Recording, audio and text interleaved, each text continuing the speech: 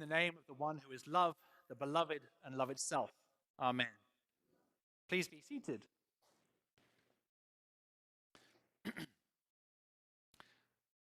Philip says, Lord, show us the Father, and we will be satisfied.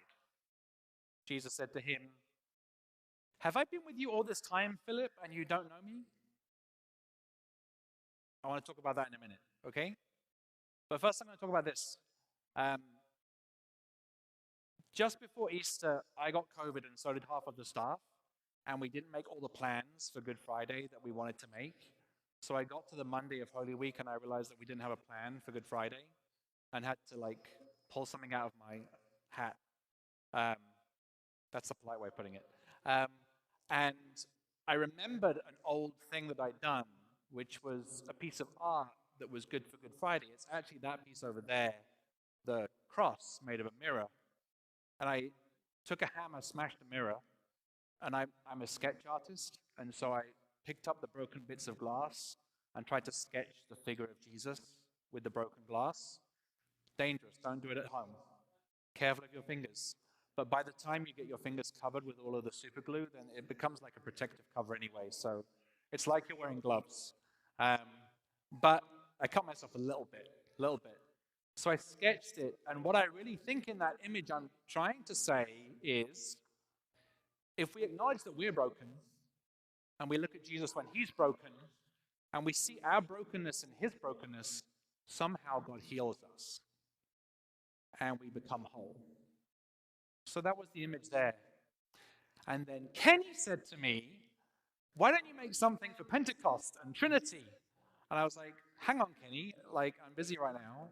But I realized I had a big bag of broken glass at home, and I just needed to buy a bit more glue and a bit more artboard, and I thought I'd make some other pieces. So I made a Trinity piece over there, which we'll talk about next week, and this piece, again, trying to find broken bits of glass that you could sketch the Spirit with, the dove that came down on Jesus' head.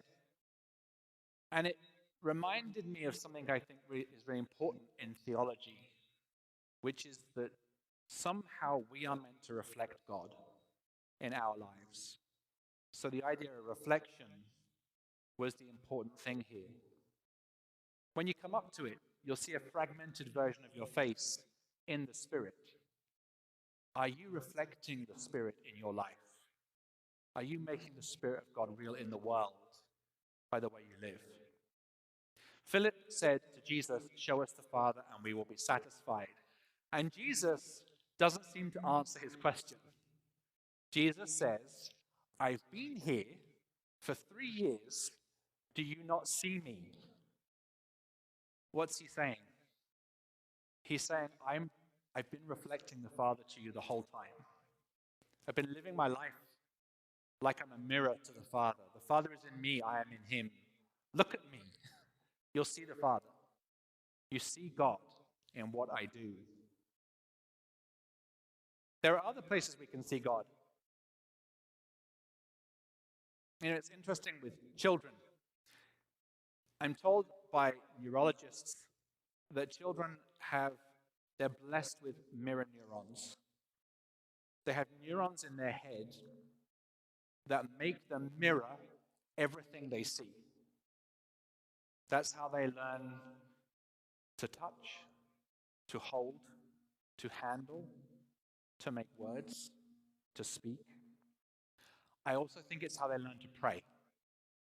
Not because they sit down in the Sunday school and a priest like me or like Canon Kathy teaches them how to pray, but because they see you praying.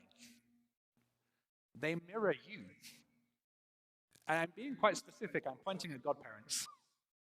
Godparents for this child. But also I'm pointing at the whole community. They watch you. And the mirror neurons in their head mean that they will start pretending to do what you do before they know what it means. But it must mean something for you. So they see God in you first before they can see God. So we must really commit to reflecting God. To Don Jr., to all the children of our community, and to each other. I hope you don't mind me being a little British now. This weekend it's the Queen's 70th anniversary. It's a platinum jubilee. I'm still a bit British. I've been here 11, 12 years, but I was watching some of the party last night from in front of Buckingham Palace and feeling a tiny bit homesick, which I haven't felt for a long time. But you know, whatever you think of the monarch, of the Queen, whether you like monarchy or don't like monarchy, the one thing that I know about Queen Elizabeth is she believes it's her calling. She believes God called her to do that, and she is trying to do what God asked her to do. So in some real sense, she's trying to reflect the divine in her life. And she's doing it through duty and commitment to her role. Are you trying to do it in your life? Are you trying to reflect the divine life in the world in all you do? You know, at the end of that reading, Jesus says, though I've been reflecting the Father to you all this time, I'm leaving. I won't be here anymore. So I'm going to send the Spirit, the advocate. It's a strange word in Greek, parakletos. We think it means something like the one who comes along beside. And so it's been translated sometimes as advocate, like a lawyer who defends you. Sometimes as a comforter, like the one who comes along beside you and puts their arm around you and holds you because you're sad.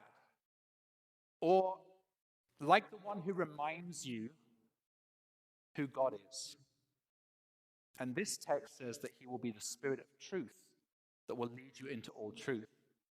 Elsewhere in the Gospels, we are told that the Comforter, the Advocate, comes alongside to remind you of everything you learned from Jesus but forgot. The Spirit comes to remind us who we are meant to reflect in the world.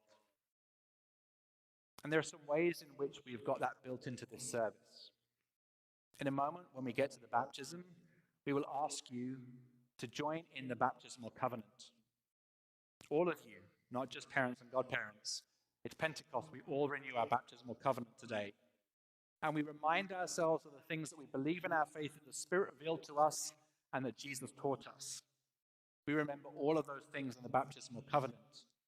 And I ask you to take them inside and live them, reflect them in the world. The baptismal covenant is there for all of us. And then when you see Don Jr. being baptized, a moment later, by the font up front, wonder to yourself, how is he reflecting God to you in that moment? And ask yourself, how am I reflecting God to him in my responsibility as godparents or as a member of his wider Christian community? And that sounds impossible and daunting. Because how on earth can I reflect God in the world? I'm not good enough. I'm not up to it. I want to finish by talking about the process of putting the piece of art together. If you look really closely at it, you're going to see fingerprints on it. That's because I got glue all over my fingers, and I got glue on the front of the mirror. And I thought after I got the glue off my fingers, I could maybe take some, like nail polish remover or something and get the glue off the front of the mirror. But then I thought, no, I'll leave it. Because whenever I'm trying to reflect the divine, I'm smudged. I'm like a mess. I'm not clear. I'm not clean enough. That's a part of the reality. And maybe we'd like to clean it all off and be perfect reflections of the divine. But actually, I think God needs us to have personality and diversity, and he needs us to be a mess. Because sometimes it's when we've understood God's love and grace for us in the middle of our brokenness and mess that we can show other people even better what God's love is like for them. So my invitation for you today, look at the face of Donald, see how he reflects the love of God to you just as he is, and wonder, how do you reflect the love of God to him, to each other, and to the people that you will meet outside. Because just as the Spirit is the one who comes along beside us to comfort us and love us, you might be the one who is called to come alongside somebody else and comfort and love and care for them in God's name. Amen.